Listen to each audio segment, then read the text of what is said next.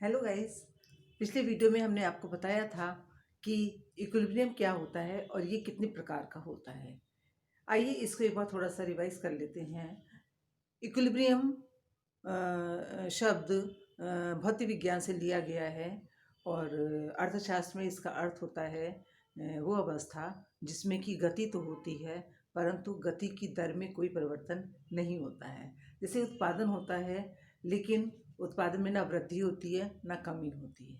उपभोग उपभोक्ता करता रहता है लेकिन उपभोग में ना वृद्धि होती है ना कमी होती है क्योंकि उसे अधिकतम संतुष्टि प्राप्त होने लगी है। तो इस अवस्था को संतुलन कहा गया है इकोनॉमिक्स में। ये मुख्य रूप से 3 प्रकार का होता है: स्थिर, अस्थिर और तटस्थ इक्विलिब्रियम। इसके बाद हमने एक वीडियो में आपको बताया था कि मार्शल ने ये बताया है कि इन तीनों में से कौन सा संतुलन दीर्घकाल तक बना रहता है, दीर्घकालीन और व्यवहारिक होता है। और वो संतुलन उन्होंने बताया कि स्थिर संतुलन एक ऐसी अवस्था है जो कि दीर्घकाल तक बनी रहती है। अगर किसी कारणवश अल्पकाल में कीमत में वृद्धि या कमी होती है तो संतुलन बिंदु थोड़े समय के लिए अपने स्थिर सामयिक अवस्था से हटकर ऊपर या नीचे जा सकता है, लेकिन मांग और पूर्ति की शक्तियाँ इस तरह से कार्य करने लगती हैं, वो एक दूसरे के प्रभाव को नष्ट कर देती हैं और संतुलन की अवस्था पुनः सामान्य स्थिर संतुलन की अवस्था प्राप्त हो जाती है। इसीलिए इसको स्थिर संतुलन कहा गया है क्योंकि ये दीर्घकाल तक बना रहता है। आइए आज के वीडियो में आपके साथ हम डिस्कस करेंगे कि दूसरे प्रकार का इक्विलिब्रियम कौन सा होता है। दूसरे प्रकार का इक्विलिब्रियम है specific equilibrium and general equilibrium. Specific यानी विशिष्ट संतुलन और जनरल संतुलन यानी कि सामान्य संतुलन। तो पहले आप समझिए कि विशिष्ट संतुलन यानी कि स्पेसिफिक इक्विलिब्रियम क्या होता है। स्पेसिफिक इक्विलिब्रियम इसका प्रतिपादन सर्वप्रथम किया था फ्रांसीसी अर्थशास्त्री Augustin Cournot, AGUST, Augustin Cournot, CARNO, Augustin Cournot. ये फ्रांसीसी अर्थशास्त्री हैं। इन्होंने सबसे पहले स्पेसिफिक इक्विलिब्रियम का प्रतिपादन किया था। आगे चलकर डॉक्टर मार्शल ने इसका प्रयोग किया। किसमें किया? इस स्थिर संतुलन की व्याख्या के आधार पर इन्होंने स्पेसिफिक इक्विलिब्रियम के आधार पर मार्शल ने प्रतिनिधि फर्म की अवधारणा का प्रतिपादन किया। एक उपभोक्ता, एक उत्पादक और एक फर्म के संतुलन की व्याख्या डॉक्टर मार्शल ने स्पेसिफिक इक्विलिब्रियम के आधार पर की है। स्पेसिफिक जैसा कि नाम से ही स्पष्ट है कि जब किसी उपभोक्ता विशेष या उत्पादक विशेष या फर्म विशेष के संतुलन का अध्ययन किया जाता है तो वो किसके अंतर्गत आएगा? वो स्पेसिफिक इक्विलिब्रियम के अंतर्गत आता है।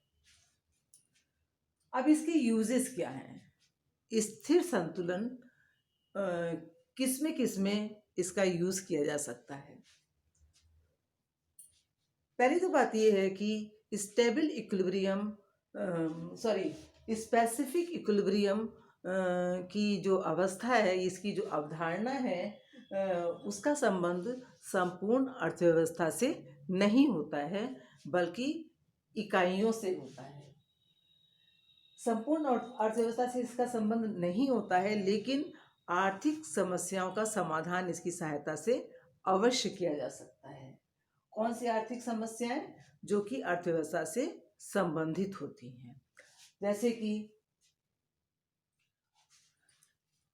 स्कूटर की एक फैक्ट्री है, वहां पर श्रमिक लोग काम करते हैं और वो यदि कभी असंतुष्ट होकर स्ट्राइक कर देते हैं तो इस स्ट्राइक का प्रभाव केवल कारखाने में काम करने वालों पर ही, कारखाने पर ही नहीं पड़ेगा, बल्कि जहां कारखाने में काम करने वाले व्यक्ति रहते हैं वहां भी इसका प्रभाव पड़ेगा। तो कारखाने पर इसका जो प्रभाव पड़ेगा उसे कहेंगे प्राइमरी इफेक्ट, और वहाँ जो लोग रहते हैं, कारखाने में काम करने वाले लोग जहाँ पे रहते हैं, वहाँ इसका जो प्रभाव होगा वो कहलाएगा सेकेंडरी इफेक्ट। इस प्रकार से आपने देखा कि स्पेसिफिक इक्विलिब्रियम का संबंध संपूर्ण अर्थव्यवस्था से नहीं होता है, इसका संबंध एक इकाई विशेष से होता है, चाहे वो फर्म हो, चाहे उत्पादक हो, चाहे उपभोक्ता हो, चाहे उद्योग हो। एक विशेष इकाई से इसका संबंध होता है, किंतु इसका मतलब ये नहीं है कि इसका सामान्य संतुलन में कोई योगदान नहीं है। इसकी सहायता से अर्थव्यवस्था से संबंधित समस्याओं का हल ढूंढा जा सकता है। इसका प्रभाव संपूर्ण अर्थव्यवस्था पर भी पड़ता है, लेकिन वो सेकेंडरी इफेक्ट के रूप में पड़ता है। अब इसके बाद आपको बताने जा रहे हैं कि जनरल इक्विलिब्रियम क्या होता है। सामान्य संतुलन। सामान्य संतुलन की अवधारणा से ये पता लग रहा है कि इसका संबंध जो है वो सामान्य संतुलन से होता है। सभी इकाइयां जब एक साथ संतुलन की अवस्था प्राप्त कर लेती हैं तो सामान्य संतुलन की अवस्था प्राप्त हो जाती है। एक उद्योग की जब सभी फर्में संतुलन की अवस्था को प्राप्त कर लेती हैं तो उसे सामान्य संतुलन यानी जनरल इक्विलिब्रियम की अवस्था कही जाती है। ये जो आपने पढ़ा स्पेसिफिक इक्विलिब्रियम, ये कोई अलग चीज नहीं है, ये जनरल इक्विलिब्रियम का ही एक पार्ट है। जनरल इक्विलिब्रियम की व्याख्या दो अर्थशास्त्रियों ने की है। वॉलरस ने सामान्य संतुलन की व्याख्या गणितीय रूप में की है। इसमें इन्होंने समीकरणों का प्रयोग किया है और उतने ही समीकरणों का प्रयोग किया है जितने कि अननोन वेरिएबल्स होते हैं। वॉलरस ने जनरल इक्विलिब्रियम की एनालिसिस में समीकरणों का प्रयोग किया है और एक दो नहीं बल्कि उतने ही समीकरणों का प्रयोग किया है जितने कि अननोन वेरिएबल्स हैं, जिसकी वजह से इनकी जो विश्लेषण है वो टफ हो गया, कठिन हो गया, जटिल हो गया है। वॉलरस ने जो एनालिसिस की है इससे ये नहीं पता लगता है कि अर्थव्यवस्था किस प्रकार संतुलन की अवस्था में प्राप्त होती है, ये इनके विश्लेषण से पता नहीं लगता है। अब इसके बाद दूसरे अर्थशास्त्री हैं बेसले,